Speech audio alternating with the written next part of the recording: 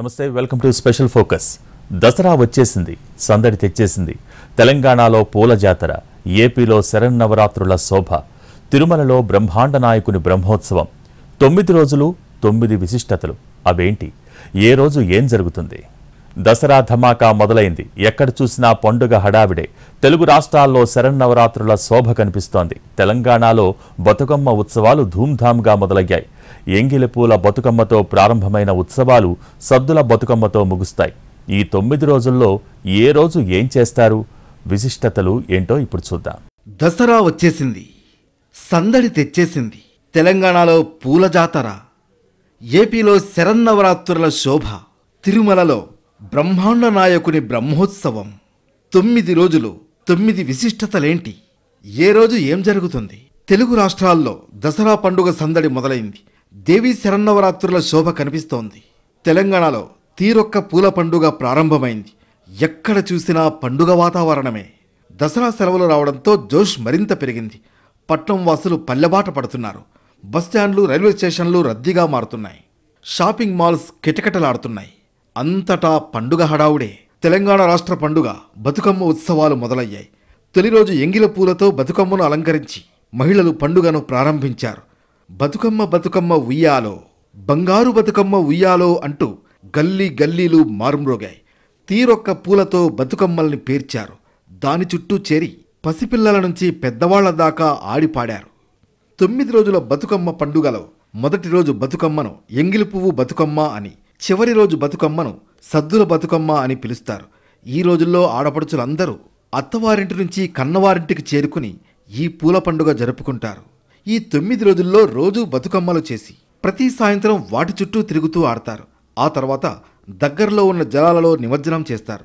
రోజూ సాయంత్రమయ్యేసరికి గల్లీ గల్లీ తీరొక్క పూల సంబరంతో పులకించిపోతుంది. చివరి రోజు సద్దుల బతుకమ్మ పండుగ అత్యంత మనోహరంగా ఉంటుంది. బతుకమ్మను పేర్చడం అయ్యాక పైన పసుపుతో చేసిన గౌరీమాతను పెడతారు. సాయంకాలం అందరూ తమ తమ బతుకమ్మలతో ఒకచోట చేరి వాటిని మధ్యలో పెట్టి వాటి చుట్టూ తిరుగుతూ పాటలతో గౌరీదేవిని కీర్తిస్తూ మహిళలు ఆడిపాడతారు. ఆడాక వాటిని చెరువులో నిమజ్జనం చేశాక ఆ పళ్ళెంలో తెచ్చిన నీటితో వాయినమమ్మ వాయినం అంటూ వాయినాలు ఇచ్చిపుచ్చుకుంటారు. ఆపై ఇంటి నుంచి తీసుకువచ్చిన పెరుగన్నం, సత్తుపిండిలను ఇచ్చిపుచ్చుకుని తింటారు. దసరా తెలంగాణలో అతిపెద్ద పండుగ. బతుకమ్మతో మొదలై విజయదశమితో ముగుస్తాయి. బతుకమ్మ సంబరాలు మహాలయ అమావాస్య నాడు ప్రారంభమై ఆశ్వయుజ అష్టమితో ముగుస్తాయి. ఈ 9 రోజులు ఆడపడుచులు రోజుకో రూపంలో బతుకమ్మను కొలుస్తారు. వేడుకల్లో ఒక్కరోజు మినహా 8 రోజులు ఒక్కో రకమైన నైవేద్యాన్ని సమర్పిస్తారు. అంతటి ప్రాశస్త్యం బతుకమ్మ దసరాకు ఉంది. ఇక దసరా రోజు సందడే సందడి. ఊరంతా జమ్మి చెట్టు దగ్గరకు వెళ్ళి పాలపిట్టను దర్శనం చేసుకుంటారు. జమ్మిని ఇంటికి తీసుకొచ్చి పెద్దలకు, స్నేహితులకు ఇస్తారు. దేవుడి దగ్గర కూడా పెడతారు. జమ్మి ఇచ్చుకుంటూ అలై బలై చేసుకుంటారు.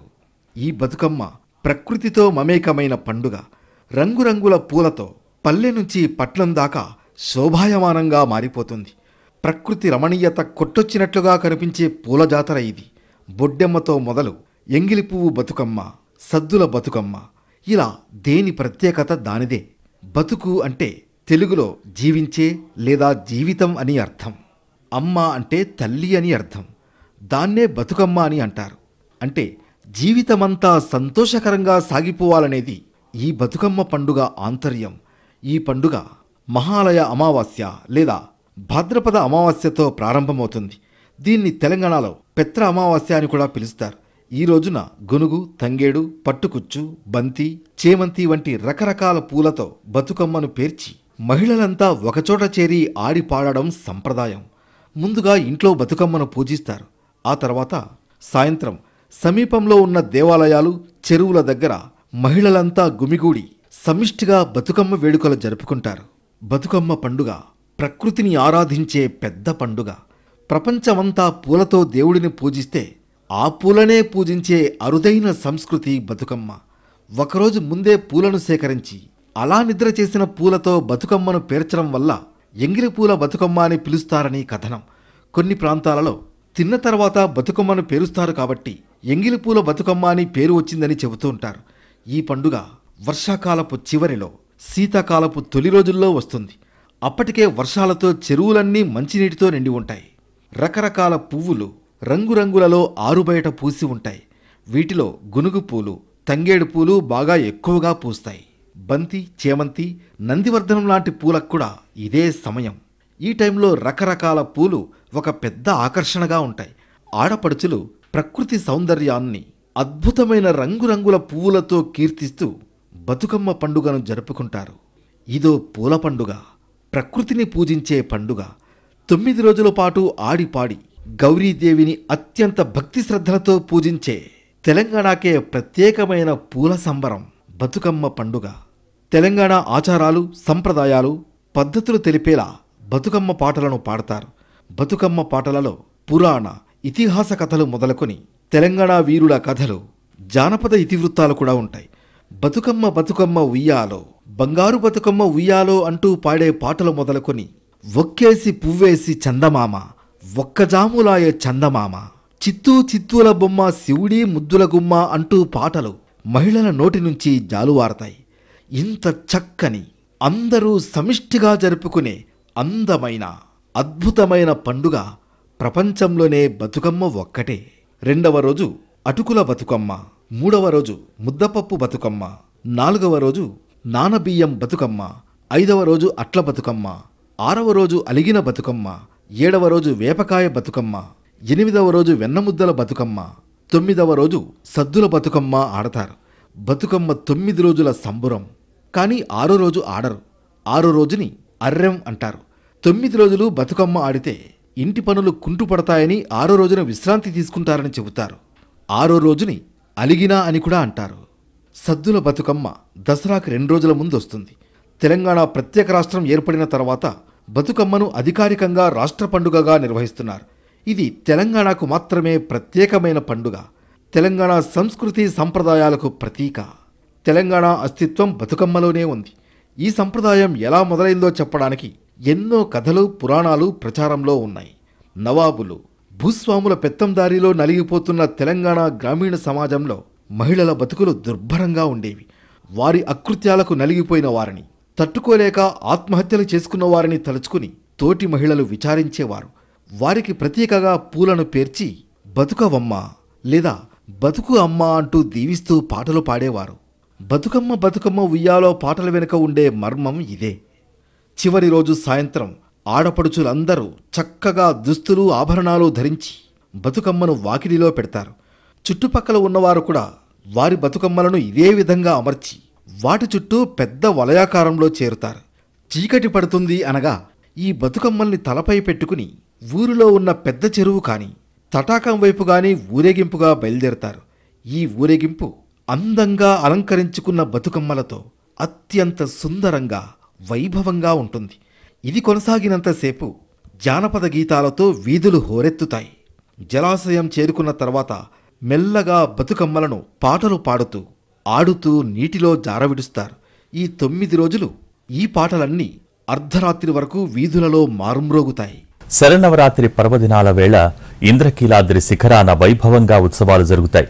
ఆశ్వయుజ శుద్ధ పాడ్యమి రోజు ప్రారంభమై ఆశ్వయుజ శుద్ధ దశమితో పూర్తవుతాయి. ఒక్కో రోజు ఒక్కో అవతారంలో అమ్మవారు దర్శనమిస్తారు. దసరా విశిష్టత ఏంటి? నవరాత్రుల ప్రత్యేకతలేంటి? తెలుగు రాష్ట్రాల్లో శరన్నవరాత్రుల సందడి మొదలైంది. ఆధ్యాత్మిక శక్తిని పెంపొందింపజేసే సాధనతో, దైవ ఉపాసనతో కూడిన పండుగ దసరా. దక్షిణాయనంలో వచ్చే పండుగలలో దసరా ఒకటి. ప్రపంచవ్యాప్తంగా ఉన్న భారతీయులు అత్యంత భక్తి శ్రద్ధలతో, నియమనిష్టలతో, ఆనందోత్సాహాలతో జరుపుకునే పండుగ ఇది. దసరా అంటే 10 జన్మల పాపాలను, 10 రకాలైన పాపాలను పోగొట్టేది అనే అర్థం కూడా వ్యాప్తిలో ఉంది. ఈ 10 రోజుల పండుగని నవరాత్ర వ్రతం అని, దేవీ నవరాత్రులు, శరన్నవరాత్రులు అని అంటారు. 9 సంఖ్య పూర్ణత్వానికి సంకేతం. నవరాత్రులు ఆరాధించడమంటే పరమాత్మను పరిపూర్ణంగా ఆరాధించడం. నవరాత్రి అంటే నూతనమైన రాత్రి లేదా కొత్త రాత్రి అని అర్థం. 9 రోజుల దీక్ష వలన 10వ రోజు విజయం లభిస్తుంది. అంటే 9 రోజుల దీక్షకు ఫలం దొరుకుతుంది. దీంతో 10వ రోజును విజయదశమి పేరిట పండుగ జరుపుతారు. జగన్మాత ఆదిపరాశక్తి గొప్పదనాన్ని, మహిమను గురించి దేవీ భాగవతం, మార్కండేయ పురాణం మొదలైన అనేక పురాణాలు, ఉపనిషత్తులు వివరిస్తాయి. త్రిపుర రహస్యంలో విపులమైన వివరణ కనిపిస్తుంది. అమ్మలగన్నయమ్మ, ముగ్గురమ్మల మూలపుటమ్మగా కొలవబడుతున్న జగన్మాత దుర్గమ్మ అనంతమైన నామాలతో పూజలందుకుంటోంది. మహాకాళి, మహాలక్ష్మి, మహాసరస్వతి, దుర్గా, పార్వతి, హైమవతి, అపరాజిత, భవాని, లలిత, జయంతి, మంగళ, భద్రకాళి, కాపాలిని, క్షమ, శివదూతి, స్వాహ, స్వధ, చాముండి, విష్ణుపత్ని, ఈశ్వరి ఇటువంటి అనేకమైన నామాలతో ఆరాధనలు అందుకుంటోంది. మనలోని శక్తిని, శారీరకమైన, మానసికమైన, ఆధ్యాత్మికమైన శక్తిని జాగృతపరిచే దైవ అనుగ్రహంతో, మంత్రశక్తితో, నియమబద్ధమైన జీవితంతో జాగృతపరిచే ఒక వ్రతం ఈ నవరాత్ర వ్రతం. అందుకే దసరా నవరాత్రులలో ఆశ్వయుజ శుద్ధపాడ్యము నుంచి దశమి వరకు 10 రోజులు ఈ జగన్మాతను బాలాత్రిపుర సుందరిగా, గాయత్రీమాతగా, అన్నపూర్ణాదేవిగా, శ్రీ మహాలక్ష్మీదేవిగా, శ్రీ లలితా త్రిపుర సుందరీ దేవిగా, శ్రీ రాజరాజేశ్వరీ దేవిగా, సప్తమి రోజున శ్రీ మహాసరస్వతీ దేవిగా, అష్టమి నాడు దుర్గామాతగా, నవమి నాడు మహిషాసుర మర్దినిగా, దశమి రోజు జయా విజయ సహిత అపరాజితాదేవిగా, రాజరాజేశ్వరీ దేవిగా కొలుస్తారు. శరన్నవరాత్రులు ఆశ్వీజశుద్ధ పాడ్యమి రోజు ప్రారంభమై ఆశ్వీజశుద్ధ దశమితో పూర్తవుతాయి. ఒక్కో రోజు ఒక్కో అవతారమెత్తి మహిషాసురుడు అనే రాక్షసుడిని అమ్మవారు సంహరించింది. చెడుపై సాధించిన విజయానికి సంకేతంగా దసరా పండుగను జరుపుకుంటాం. అమ్మవారు వెలిసిన ప్రాంతాన్ని బట్టి అమ్మవారిని పలు అవతారాల్లో పూజిస్తారు. శరన్నవరాత్రుల్లో ప్రజలు అత్యంత భక్తినిష్టలతో దుర్గామాతను పూజిస్తారు. రోజుకో అలంకరణతో, అమ్మవారికి ఇష్టమైన పుష్పాలతో పూజిస్తారు, నైవేద్యాలు పెడతారు. ఇంద్రకీలాద్రిపై దసరా శరన్నవరాత్రి ఉత్సవాలు అంగరంగ వైభవంగా జరుగుతాయి. ఇవాల్టి నుంచి 10 రోజుల పాటు కనకదుర్గాదేవి వివిధ అవతారాల్లో భక్తులకు దర్శనమిస్తారు. ఈ మహోత్సవాలకు సుమారు 13 నుంచి 15 లక్షల మంది భక్తులు వచ్చే అవకాశం ఉంది.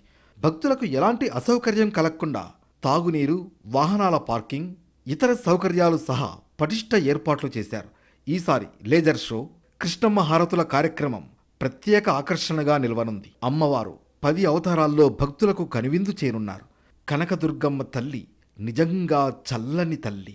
ముల్లోకాలకు మూలమైన లక్ష్మి, సరస్వతి, పార్వతులకే మూలమైన తల్లి దుర్గమ్మ తల్లి. ఆ తల్లిని ప్రార్థిస్తే జ్ఞానం, ఐశ్వర్యం, సంతానం, కీర్తి ప్రతిష్టలు ఇలా ఒకటేమిటి, కోరిన కోరికలు తీర్చే కల్పవల్లి దుర్గమ్మ. ముఖ్యంగా ఆశ్వయుజ మాసంలో వచ్చే శరన్నవరాత్రులలో అమ్మవారిని దర్శిస్తే ఐహిక సుఖాలతో పాటు మోక్షాన్ని కూడా పొందవచ్చునని శాస్త్రవచనం. ఈ పండుగకు మొదటి 3 రోజులు పార్వతీదేవికి, తరువాతి 3 రోజులు లక్ష్మీదేవికి, తరువాతి 3 రోజులు సరస్వతీదేవికి పూజలు నిర్వహిస్తారు. ఈ సమయంలో పూజలో విద్యార్థులు తమ పుస్తకాలను ఉంచుతారు. ఇలా చేస్తే విద్యాభ్యాసంలో విజయం లభిస్తుందని విశ్వసిస్తారు. సామాన్యులే కాక యోగులు నవరాత్రులలో అమ్మవారిని పూజిస్తారు. ముఖ్యంగా శాక్తేయులు దీన్ని ఆచరిస్తారు. బొమ్మల కొలువు పెట్టడం ఒక ఆనవాయితీ. ఆలయాలలో అమ్మవారికి ఒక్కో రోజు ఒక్కో అలంకారం చేస్తారు. 10వ రోజు పార్వేట ఉంటుంది. ఈరోజు ప్రజలు ఒక ప్రదేశంలో కూడి వేడుక జరుపుకుంటారు. జమ్మి చెట్టు ఉన్న ప్రదేశంలో పార్వేట చేయడం ఆనవాయితీ. పూర్వం దేవదానవులు పాలసముద్రం మధించినప్పుడు అమృతం జనించిన శుభముహూర్తాన్నే విజయదశమిగా పేర్కొంటారు. శ్రవణ నక్షత్రంలో కలిసిన ఆశ్వయుజ దశమికి విజయ సంకేతముంది. అందుకనే దీనికి విజయదశమి అనే పేరు వచ్చింది. ఏ శుభకార్యాన్నైనా తిథి, వారము, వర్ణము, తారాబలం, గ్రహబలం, ముహూర్తం విచారించకుండా విజయదశమి రోజు చేపట్టిన పని విజయం తథ్యమని పురాణాలు చెబుతున్నాయి. తిరుమలలో బ్రహ్మోత్సవాలకు వేళైంది. సాలకట్ల బ్రహ్మోత్సవాలకు ఇవాళ సాయంత్రం అంకురార్పణ జరుగుతోంది. 9 రోజుల పాటు ఎంతో వేడుకగా నిర్వహిస్తారు. దేవలోకం నుంచి దేవుళ్ళు భూమి మీదకు వచ్చారా అన్న విధంగా ఉత్సవాలుంటాయి. 9 రోజుల పాటు 9 రకాల ప్రత్యేక కార్యక్రమాలు నిర్వహిస్తారు. అఖిలాండకోటి బ్రహ్మాండ నాయకుని బ్రహ్మోత్సవానికి తిరుమల సిద్ధమైంది. కలియుగ ప్రత్యక్ష దైవం శ్రీనివాసుని బ్రహ్మోత్సవాలకు ఇవాళ అంకురార్పణ జరగనుంది. 4 నుంచి 12వ తేదీ వరకు సాలకట్ల బ్రహ్మోత్సవాలు కొనసాగుతాయి. ఇవాళ సాయంత్రం శాస్త్రోక్తంగా అంకురార్పణ కార్యక్రమం జరుగుతుంది. ఈ కార్యక్రమంలో భాగంగా శ్రీవారి తరఫున ఆయన సేనాధిపతి అయిన శ్రీ విశ్వక్సేనుల వారు ఆలయ 4 మాడ వీధుల్లో ఊరేగింపుగా వెళ్లి బ్రహ్మోత్సవాల ఏర్పాట్లను పర్యవేక్షిస్తారు. అనంతరం అంకురార్పణలో భాగంగా ఆలయంలోని యాగశాలలో భూమాతకు ప్రత్యేక పూజలు నిర్వహించి పుట్టమన్నులో నవధాన్యాలను నాటుతారు. వైఖానస ఆగమోక్తంగా అంకురార్పణ ఘట్టం నిర్వహిస్తారు. 4న బ్రహ్మోత్సవాలలో మొదటి రోజున మధ్యాహ్నం 3:30 నుంచి 5:30 వరకు బంగారు తిరుచి ఉత్సవం జరుగుతుంది.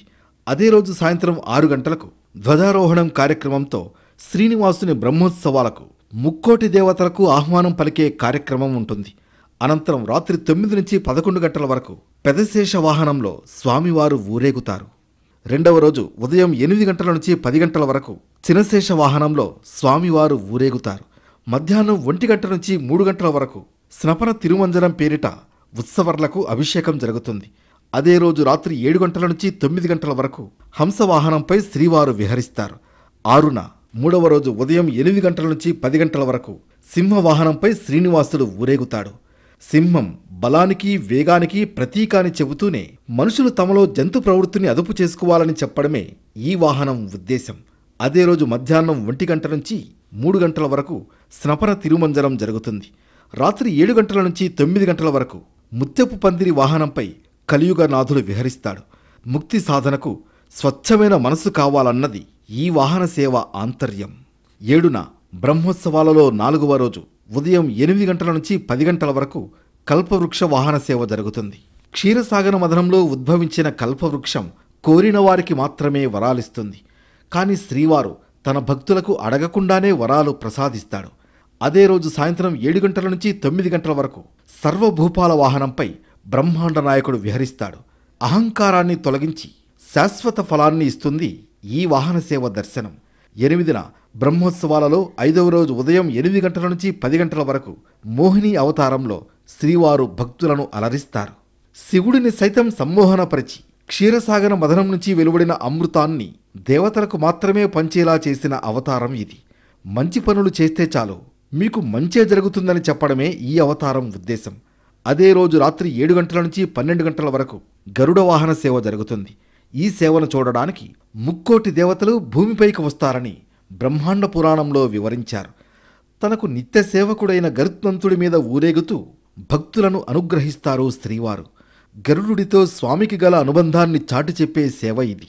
9న 6వ రోజు ఉదయం 8 నుంచి 10 గంటల వరకు హనుమంత వాహన సేవ జరుగుతుంది. రాముడు, కృష్ణుడు, వెంకటేశ్వరుడు అన్నీ తానేనని చెప్పడమే ఈ వాహన సేవ ఆంతర్యం. అదే రోజు సాయంత్రం 4 నుంచి 5 గంటల వరకు స్వర్ణ రథోత్సవం ఉంటుంది. రాత్రి 7 గంటల నుంచి 9 గంటల వరకు గజవాహనంపై మలయప్ప స్వామి ఊరేగుతారు. గజేంద్ర మోక్షం ఘట్టంలో ఏనుగును కాపాడినట్లే శరణు కోరిన వారిని కాపాడుతారని చెప్పడమే ఈ వాహన సేవ ఆంతర్యం. 10న 7వ రోజు ఉదయం 8 గంటల నుంచి 10 గంటల వరకు సూర్యప్రభ వాహన సేవ జరుగుతుంది. ప్రపంచానికి వెలుగులు పంచే సూర్యభగవానుడికి తానే ప్రతిరూపం అని చెప్పడమే ఈ వాహన సేవ ఆంతర్యం. మధ్యాహ్నం 1 గంట నుంచి 3 గంటల వరకు స్నపన తిరుమంజనం ఉంటుంది. ఆ తర్వాత రాత్రి 7 గంటల నుంచి 9 గంటల వరకు చంద్రప్రభ వాహనంపై శ్రీవారు భక్తులను అలరిస్తారు. సూర్యుడి తీక్షణం, చంద్రుని చల్లదనం రెండూ తన అంశలే అని చెప్పడమే ఈ వాహన సేవ ఉద్దేశం. 11న 8వ రోజు ఉదయం 6 గంటలకు రథోత్సవం ఉంటుంది. గుర్రాల్లాంటి ఇంద్రియాలను తాడుతో కట్టి రథం లాంటి శరీరాన్ని రధికుడైన ఆత్మ ద్వారా అదుపు చేయాలని రథోత్సవం ద్వారా తెలియజేస్తారు స్వామివారు. ఈ సేవలో పాల్గొన్న వారికి పునర్జన్మ ఉండదంటారు. అదే రోజు సాయంత్రం 7 గంటల నుంచి 9 గంటల వరకు అశ్వవాహనంపై కల్కి అవతారంలో శ్రీనివాసుడు ఊరేగుతాడు. కలియుగాంతంలో శ్రీ మహావిష్ణువు అశ్వవాహనం మీద వచ్చి దుష్ట శిక్షణ, శిష్టరక్షణ చేస్తాడని చాటి చెప్పడమే దీని ఉద్దేశం. 12న 9వ రోజు తెల్లవారుజామున 3 గంటల నుంచి 6 గంటల వరకు పల్లకీ ఉత్సవం, తిరుచి ఉత్సవం జరుగుతుంది. అనంతరం ఉదయం 6 గంటల నుంచి 9 గంటల వరకు స్నపన తిరుమంజనం, చక్రస్నానంతో బ్రహ్మోత్సవ వేడుకలు ముగుస్తాయి. చక్రతాళ్వారు స్నానమాచరించే సమయంలో కోనేరులో స్నానం చేస్తే సకల పాపాలు నశిస్తాయని భక్తుల విశ్వాసం. తిరుమలలో ప్రతి ఏటా బ్రహ్మోత్సవాలను ఎంతో వేడుకగా నిర్వహిస్తారు. దేవలోకం నుంచి దేవుళ్ళు భూమి మీదకు వచ్చారా అన్న విధంగా ఉత్సవాలుంటాయి. బ్రహ్మోత్సవాలకు వచ్చే భక్తుల కోసం 1,32,000 టికెట్లను ఆన్లైన్లో ఇచ్చినట్లు తెలుస్తోంది. సర్వదర్శనానికి రోజుకు 24,000 టోకెన్లు ఇవ్వనున్నారు. ప్రతిరోజు ఉదయం సుమారు 80,000, గరుడ సేవ రోజు 1,00,000 మంది దర్శనం చేసుకునే వీలు కల్పించారు. బ్రహ్మాండ నాయకుడు స్వయంగా వైకుంఠం నుంచి దిగివచ్చే రోజులు కావడంతో ఆశ్వయుజ మాసంలో జరిగే బ్రహ్మోత్సవాలకు అంత ప్రాధాన్యత ఉంది. వెంకటేశ్వర స్వామికి నిత్యం ఏదో ఒక సేవ, ఉత్సవం జరుగుతూనే ఉంటుంది. ఏటా కన్యామాసంలో నిర్వహించే బ్రహ్మోత్సవాలు అత్యంత వైభవంగా నిర్వహిస్తారు. వీటినే సాలకట్ల బ్రహ్మోత్సవాలు, నవరాత్రి బ్రహ్మోత్సవాలు అని పిలుస్తారు. 1000 ఏళ్ల క్రితం నుంచే తిరుమలలో బ్రహ్మోత్సవాలు జరుగుతున్నాయని చెప్పేందుకు ఎన్నో ఆధారాలున్నాయి. అప్పట్లో స్వామివారికి ఏటా 10 సార్లు బ్రహ్మోత్సవాలు నిర్వహించేవారు. ఇప్పటిలా 9 రోజులు కాదు, ఏకంగా 14 రోజులు. అయితే ఇప్పటిలా శ్రీవారు మాడవీధుల్లో వాహనాలపై ఊరేగేవారు కాదు. శ్రీవారి ఆలయంలో ధ్వజస్తంభం పక్కన తిరుమలరాయలు నిర్మించిన ఊంజల్ మండపంలో వాహనాలపై ఆసీనులయ్యాక అర్చకులు ప్రత్యేక పూజలు నిర్వహించేవారు. కలియుగంలో శ్రీ వెంకటేశ్వర స్వామికి ప్రతి సంవత్సరం విశేషంగా 9 రోజులు బ్రహ్మోత్సవాలు జరుపుతారు. స్వయంగా బ్రహ్మదేవుడే మహావిష్ణువుకు ఈ ఉత్సవాలు చేశాడని పురాణాలు చెబుతున్నాయి. తొలిసారిగా సృష్టికర్త అయినటువంటి బ్రహ్మదేవుడు జరిపించడంతో ఈ ఉత్సవాలకు బ్రహ్మోత్సవాలు అనే పేరు వచ్చినట్లుగా భవిష్యోత్తర పురాణం చెప్పింది. మరొక వృత్తాంతం ప్రకారం నవబ్రహ్మలు 9 రోజులు ఈ ఉత్సవాలను జరిపించడంతో దీన్ని బ్రహ్మోత్సవాలు అంటారు.